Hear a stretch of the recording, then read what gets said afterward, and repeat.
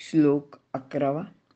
अफलाकांक्षिभिर्यज्ञो विधिदृष्टो य इज्यते यष्टव्यमेवेति मनः समाधाय स सात्विकाः. अर्थ, यज्ञ करणे माझे कर्तव्यच आहे अशा निश्चयाने फलेच्छारहित शास्त्रविहित केला जाणारा यज्ञ तो सात्विक होय असे भगवंत इथे सांगत आहेत. विवरण. जो यज्ञ करणे आवश्यक आहे त्याला यष्टव्य असे म्हणतात.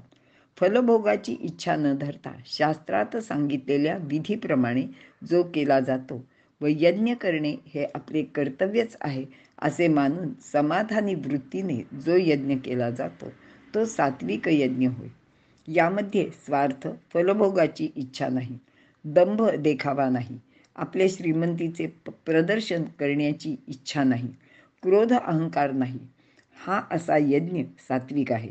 यज्ञ म्हणजे होम हवन, यज्ञ म्हणजे दान देणे, यज्ञ म्हणजेच स्वधर्माचे पालन.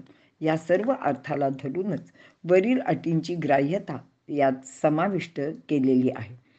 यज्ञाचा आणखी एक व्यापक अर्थ आहे, तो म्हणजे सृष्टीत साम्य स्थापन करणे. आपण सृष्टीचा येथील विविध गोष्टींचा सातत्याने वापर करतो, त्यामुळे तिचे संतुलन बिघडते, तोल ढळतो.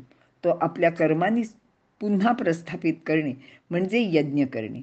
यज्ञाने देवता प्रसन्न व्हावी अशी दृष्टी आहे. देवाला दिल्याखेरीज आपण भोग भोगू नयेत. आपण इंधन, कागद, घरे बांधणे इत्यादीसाठी जंगले तोडून हजारो मैलांची जमीन सपाट केली आहे. त्यामुळेच सृष्टीचा तोल ढळला, पावसाचे प्रमाण कमी झाले, ऋतुचक्र बदलू लागले.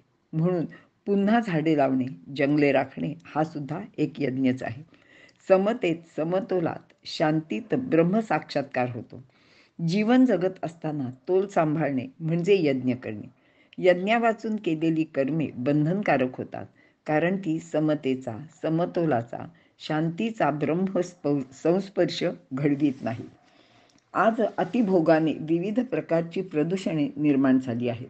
यामध्ये वायू प्रदूषण, जल, ध्वनी प्रदूषण इत्यादींचा समावेश आहे.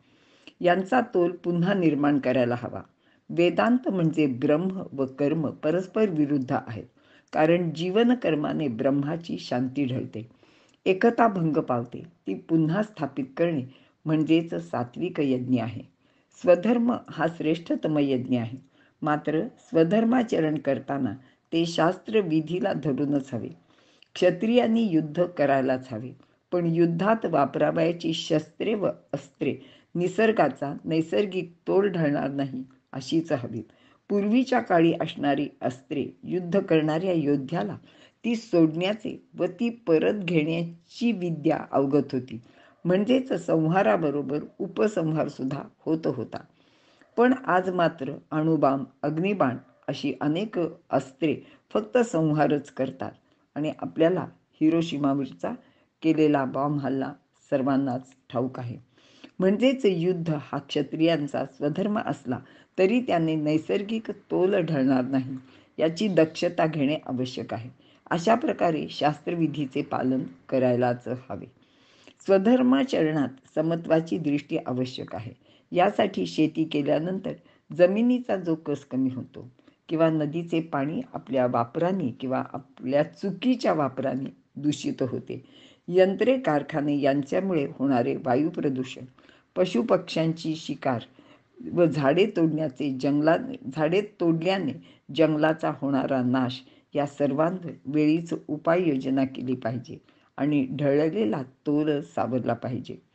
समाजातील प्रत्येक घटकाने म्हणजे शिक्षक, चित्रकला, व्यापारी किंवा इतर कोणत्याही व्यवसाय करणाऱ्याने त्या व्यवसायाचे उत्कृष्ट ज्ञान प्राप्त करून घ्यावे. घरामध्ये सुंदर चवदार भोजन करून भागणार नाही, तर त्यासोबत आरोग्य संवर्धनाची जाणसुद्धा असायला हवी. अशा रीतीने प्रत्येकाने आपल्या स्वधर्माचे आचरण शास्त्रविधीला धरून केले तर तो सात्विक यज्ञच होतो. यामध्ये निष्कामता, प्रसन्नता आणि शास्त्रविधीस अनुसरून या अटी भगवंताने इथे सांगितलेल्या आहेत. इथे अजून एक मुद्दा नमूद करते की आत्ता कोरोनाच्या काळात अनेक देशांनी संचारबंदी केली होती. त्यावेळी वाहनांचा अतिरिक्त वापर टळलेला होता. आकाशात विमाने उडत नव्हती आणि यावेळेला पक्ष्यांना सुद्धा सुरक्षित वाटत होते. आणि आपल्याला माहिती आहे की जे काय ओझोन वगैरे आपल्या पृथ्वीच्या ह्याच्यावरचं प्रमाण कमी झालं होतं, किंवा आपलं प्राणवायूचं कमी झालं होतं प्रमाण, सगळीकडे हवेचं प्रदूषण होतं आणि त्याचं सगळ्याचं संतुलन झालेलं ह्या 4-5 महिन्याच्या काळात लोकांनी अनुभवलं. आणि अतिरिक्त वापर जर इथून पुढे सुद्धा आपण टाळला तर हे प्रदूषणाचं हे जे प्रमाण आहे ते नक्की कमी होईल आणि पृथ्वी परत सुजलाम सुफलाम होईल. आणि भगवंतांनी समतोल सांगण्यासाठी जो सात्विक यज्ञ सांगितला आहे तो आपोआपच आपल्या सर्वांच्या हातून होईल. इथे आपण थांबू.